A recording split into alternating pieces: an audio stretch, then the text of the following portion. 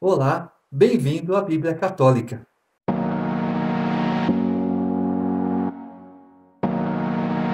Gênesis capítulo 39. José fora, portanto, levado ao Egito. Potifar, eunuco do faraó e comandante dos guardas, um egípcio, comprou-o dos ismaelitas que o levaram para lá. Ora, Yahvé assistiu a José, que em tudo teve êxito, e ficou na casa de seu senhor, o egípcio. Como seu senhor via que Yahvé o assistia e fazia prosperar em suas mãos tudo o que empreendia, José encontrou graça a seus olhos. Foi posto a serviço do Senhor, que o instituiu seu mordomo e lhe confiou tudo o que lhe pertencia.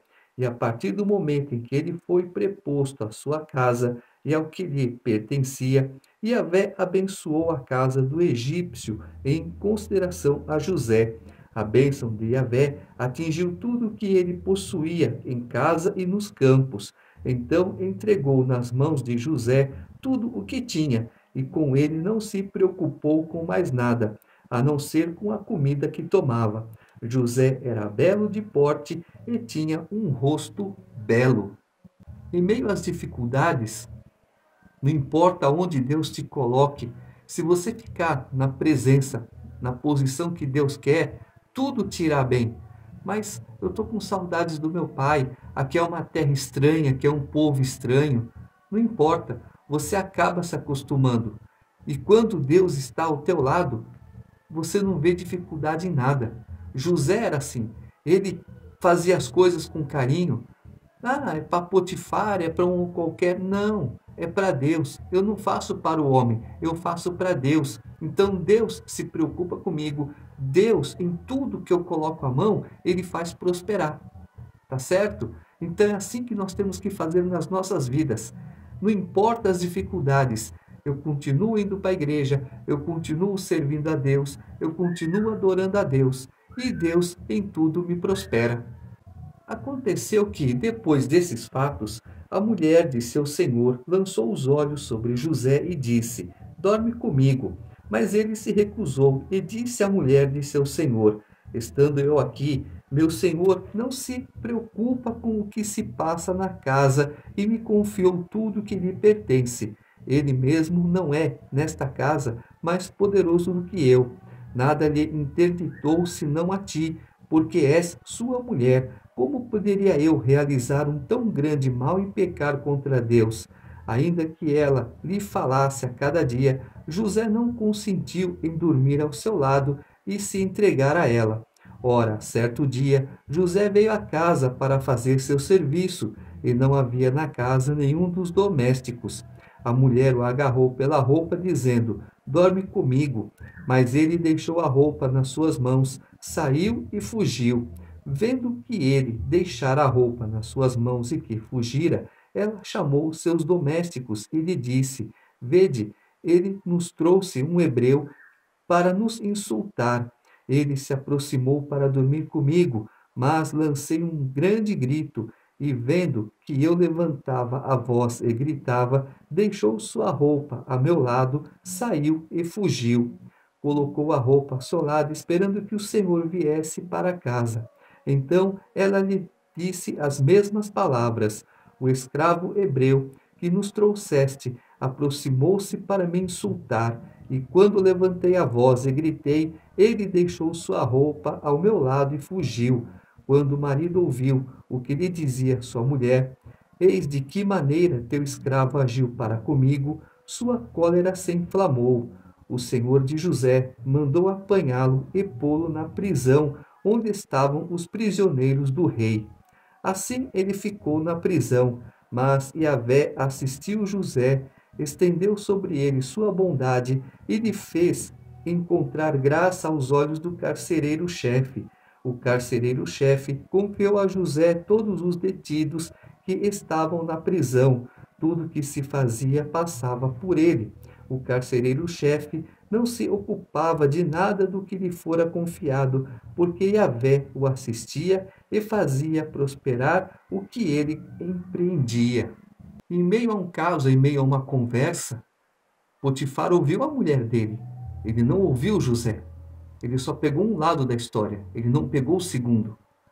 Por quê? José já estava aprendendo. Eu não vou entregar a mulher de Potifar. Eu não vou fazer contenda, em primeiro lugar, porque ela é esposa dele. Então eu não vou dissolver um casamento. Tá certo? Olha o pensamento de José. A cabeça de José agora é outra. Ele cresceu, ele ficou robusto, bonito, ele chamou atenção. A mulher de Potifar já com certeza não devia ser aquela pessoa muito coerente, muito equilibrada, mas mesmo assim, José se calou, aceitou a afronta. Potifar vendo que José trabalhou anos para ele e nunca teve nada, por que até agora? Qual o motivo dessa confusão toda? Potifar, como chefe da guarda, ele tinha astúcia, ele tinha estratégia, ele não era uma pessoa qualquer. E mais uma vez, ele ouviu o lado da mulher, ele não ouviu o lado de José. E José, aquele que entregava as coisas erradas que os irmãos faziam, agora ele vai o quê? Ficar quieto. Eu não vou entregar essa mulher, porque em primeiro lugar, ele pode não acreditar em mim. Em segundo lugar, é esposa dele. Em terceiro lugar, eu posso dissolver um casamento. E como José andava na presença de Deus, o que ele fez? Ficou quieto. Deixa Deus trabalhar por mim. E Deus trabalhou. Ele foi para a prisão. Lá o carcereiro-chefe olhou para ele, viu graça aos olhos dele e falou: faz o seguinte, você comanda tudo aqui. Eu só venho para cá para, digamos, marcar o ponto e ir embora. Tá certo?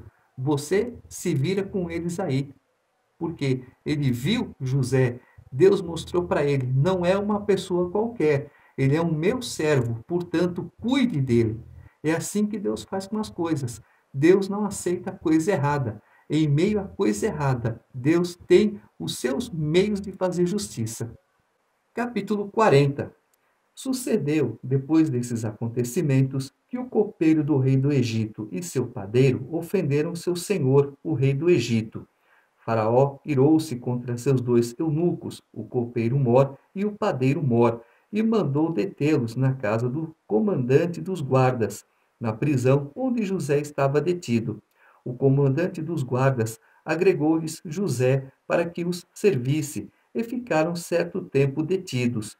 Ora, numa mesma noite, os dois, o copeiro e o padeiro do rei do Egito, que estavam detidos na prisão, tiveram um sonho, cada qual com a sua significação. De manhã, vindo encontrá-los, José percebeu que estavam acabrunhados e perguntou aos eunucos do Faraó que estavam com ele detidos na casa de seu senhor: por que tendes hoje o rosto triste? Eles lhe responderam: tivemos um sonho e não há ninguém para interpretá-lo. José lhes disse: é Deus quem dá a interpretação, mas contai-mo. O copeiro Mor narrou a José o sonho que tivera. Sonhei, disse ele, que havia diante de mim uma videira, e na videira 3 ramos. Deram brotos, floresceram, e as uvas amadureceram em cachos. Eu tinha na mão uma taça do Faraó. Peguei os cachos de uva, espremi-os na taça do Faraó e coloquei a taça na mão do Faraó. José lhe disse: eis o que isto significa. Os 3 ramos representam 3 dias, mas 3 dias e o Faraó te erguerá a cabeça e te restituirá o emprego. Colocarás a taça do Faraó em sua mão, como outrora tinhas o costume de fazer, quando eras seu copeiro. Lembra-te de mim quando te suceder o bem, e sê bondoso para falares de mim ao Faraó, a fim de que me faça sair desta prisão. Com efeito, fui arrebatado da terra dos hebreus, e aqui mesmo nada fiz para que me pudessem prender. O padeiro Mor viu que era uma interpretação favorável e disse a José: eu também tive um sonho. Havia 3 cestas de bolos sobre a minha cabeça. Na cesta mais alta havia todos os tipos de doces que o faraó come, mas as aves os comiam na cesta sobre a minha cabeça. José respondeu assim: eis o que isto significa. As 3 cestas representam 3 dias, mais 3 dias ainda, e o faraó te erguerá a cabeça. enforcar-te-á e as aves comerão a carne acima de ti. Efetivamente, no terceiro dia, que era o aniversário do faraó, este deu um banquete a todos os seus oficiais e soltou o copeiro-mor e o padeiro-mor no meio de seus oficiais. Ele reabilitou o copeiro-mor na copa real e este colocou a taça na mão do faraó. Quanto ao padeiro-mor, enforcou-o como José lhe havia explicado. Mas o copeiro-mor não se lembrou de José, ele o esqueceu. Olha como Deus trabalha. No palácio alguma coisa aconteceu. Faraó, sendo um líder, tendo capacidade para liderança, para organização, faz o seguinte: prende os dois, vamos analisar, vamos investigar e depois vamos ter um parecer real, um parecer verdadeiro. Tá bom. Enquanto isso, os dois tiveram um sonho.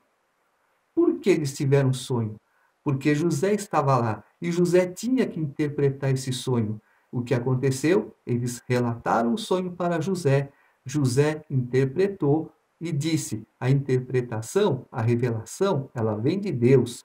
E aconteceu exatamente como foi revelado. Só que o copeiro se esqueceu de José. Na realidade, ele não se esqueceu. Não era o momento oportuno. Deus iria preparar esse momento oportuno para que o copeiro relatasse o que aconteceu. E isso demorou ainda 2 anos. Então, aguarde. Deus tem propósito. Pode não ser para hoje, pode não ser para amanhã, pode ser para daqui 2 anos.